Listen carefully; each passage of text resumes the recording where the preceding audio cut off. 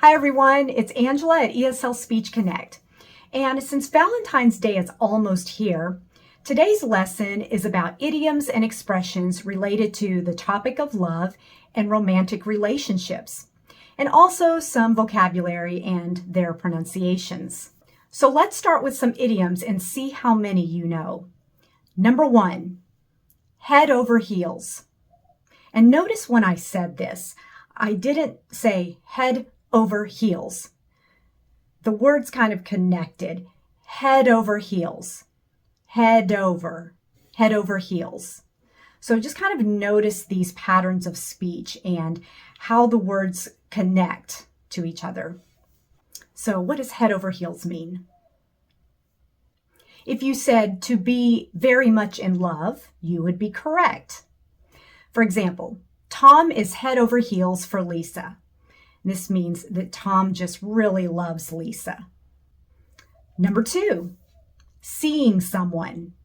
This means that you are dating and in a relationship. You're not married, but you are in a relationship. They've been seeing each other for 2 years. And maybe if you're in a relationship and someone else doesn't know that, but they are interested in getting to know you better, or they want to ask you out on a date, you would just say, I'm seeing someone, or I'm currently seeing someone. Number 3, tie the knot. Not quite, but almost. This means to get married. They're going to tie the knot in June. Number 4, pop the question. What is the question? This means to propose marriage or ask someone to marry him or her.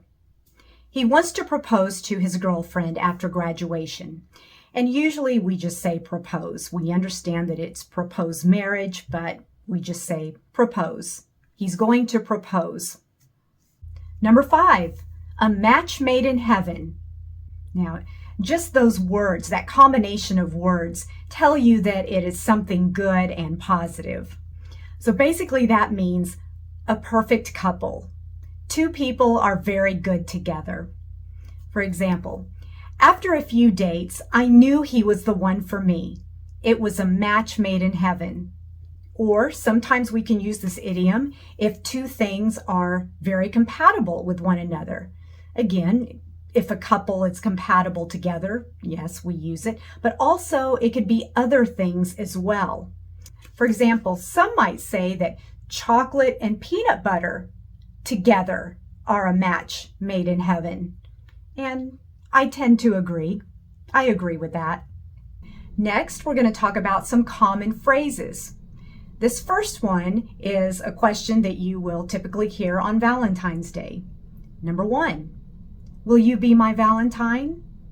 Now, this is a yes or no question. So with yes or no questions, we usually end on a rising intonation. Will you be my Valentine? So let's look at the word Valentine. 3 syllables, stress on the first. Valentine. Valentine. And don't forget the V. V. Top front teeth, press down on the bottom lip. V. Voice the sound. Valentine. Phrase number 2. I'm crazy about you. What does that mean? Usually we say crazy about, not really I'm crazy for you. Usually about is more common. And this means I have very strong feelings toward you. Number 3, I have a crush on you, or I have a crush on him, or I have a crush on her. What is crush? Crush is generally a very strong romantic attraction to someone that doesn't last very long. It's usually just very temporary. Or sometimes we say, he or she is my crush.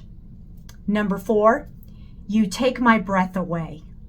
And basically this just means you have such an effect on me. You know, I just have such feelings for you, and you have an effect that just takes my breath away. It's like I can't breathe when I'm around you. And the word breath has that unvoiced TH sound at the end. Breath. Okay. Take the tongue, tip of the tongue, press it between the upper and lower front teeth. Push air out as you pull the tongue back.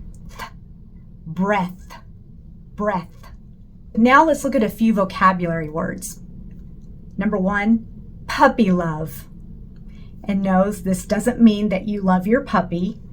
This is actually something that we call a young, innocent crush, usually seen in children and teenagers. And it's like a crush. It's very temporary, very sweet and innocent. Here's an example sentence. When Sarah was 13, she had a huge crush on a boy in her class. She thought she was in love, but her parents just called it puppy love. Our next word is chocolate. Now, it looks like we would say this with 3 syllables, chocolate. But in American English, we actually omit the second O. So it sounds like chocolate, chocolate. 2 syllables, stress on the first, chocolate. Next, a dozen roses. So dozen has 2 syllables, stress on the first, dozen. And notice that the O has the sound. So don't say dozen or dozen, dozen, dozen. And then roses is 2 syllables, stress on the first, roses. The S's sound like a Z, roses, roses. So it's voiced all the way through. And if you want to practice the R, you can say a dozen red roses. A dozen red roses. I hope to receive chocolate and a dozen red roses for Valentine's Day. I hope you enjoyed this lesson about romantic idioms and pronunciations. If you'd like to learn more about American English speech patterns and pronunciations, check out my website at eslspeechconnect.com. Happy learning, everyone.